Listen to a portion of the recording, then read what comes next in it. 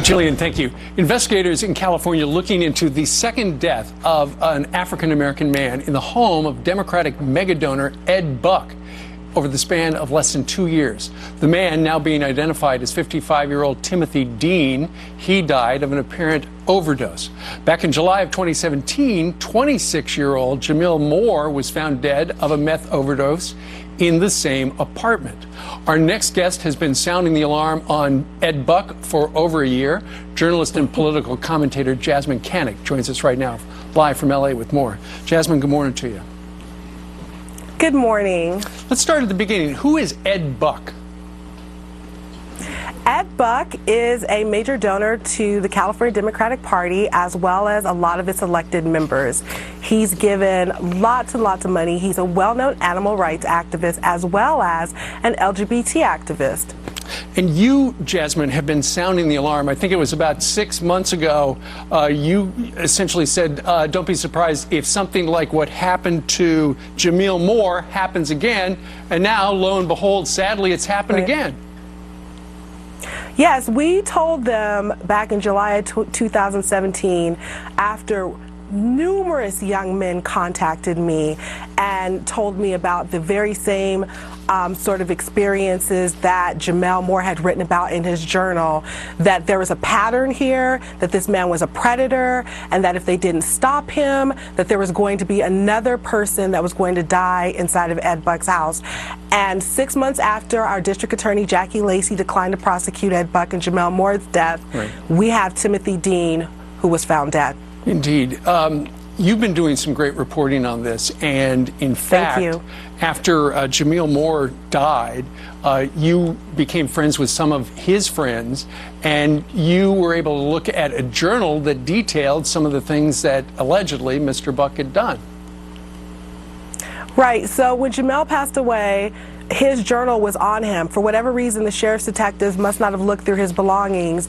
And so when his belongings were collected from the morgue, we had the journal. And in the journal, he detailed how Ed Buck hooked him on crystal meth, had given him his first injection of crystal meth. It's such a painful, painful journal that I'm sure that young man never thought the world would ever read.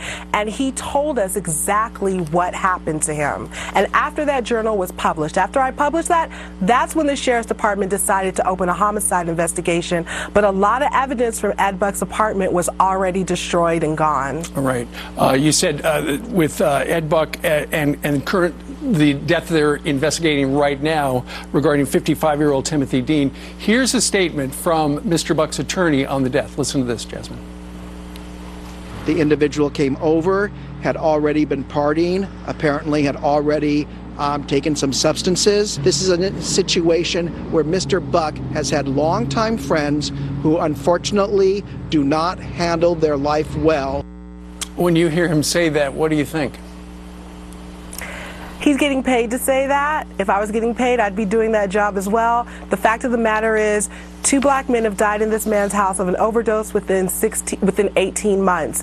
And that is not a coincidence. Like I said, we have nearly a dozen young men who have come forward, who are sharing their stories with detectives, who have spoken to me. This is a pattern. This is a practice of Ed Buck. It is very clear that if he is not stopped, there will be a third body.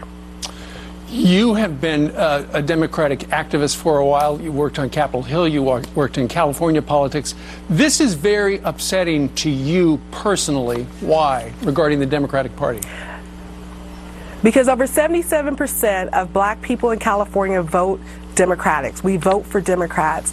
It is a shame that when something like this happens, when you have the chair of your state party, who at the time was Eric Bauman, who was very good friends with Ed Buck, was willing to turn a blind eye as well as instruct others not to speak on it. As a black woman, as a black Democrat, I expect more from my party. That is not the type of investment that black people expect from Democrats. When we're being killed, when we are being hurt and we are being harmed, we expect the Democratic Party to stand up for what's right. If it was someone who was white, if it was a white gay man, I feel like the Democratic Party would have took a completely different position. But because these are young black gay men who are largely invisible, I feel like my party just feels like they're not worth it. And that's absolutely wrong. Well, the law enforcement out in California are looking into the cause of death for Mr. Timothy Dean. Let's see what happens with that. Jasmine Canik, thank you very much for joining us today from Los Angeles.